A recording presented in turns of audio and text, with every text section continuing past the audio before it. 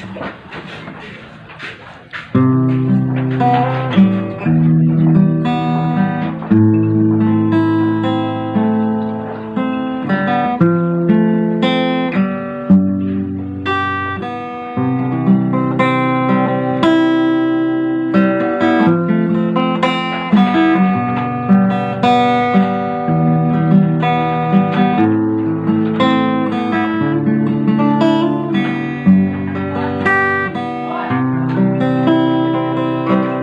ำบากเพียงใด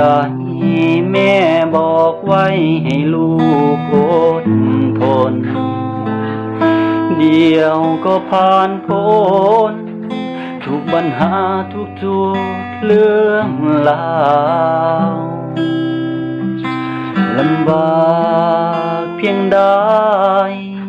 อย่าได้ท้อถอยใจ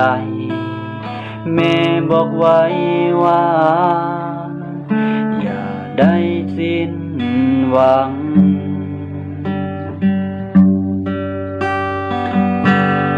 อุปสรรคนาเดียวก็ผ่านพ้นไปอย่าได้ห่วงใยคนข้างหลังเลยนะลูกจ๋าลำบากแม่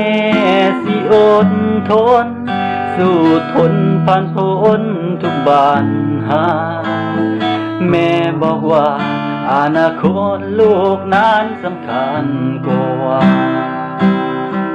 ลูกเอ๋ยอย่าได้ท้อถอยใจแม่สิเป็นกำลังใจให้ลูกอยู่ข้างหลังลูกเอ๋ยอย่าได้สิ้นหวั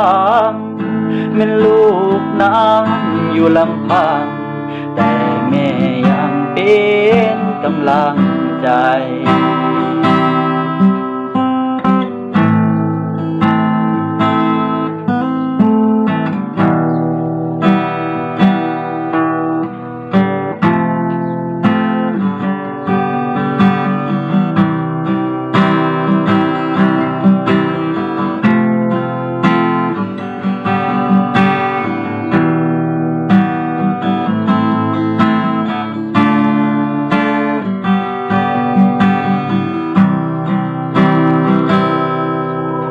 คำสอ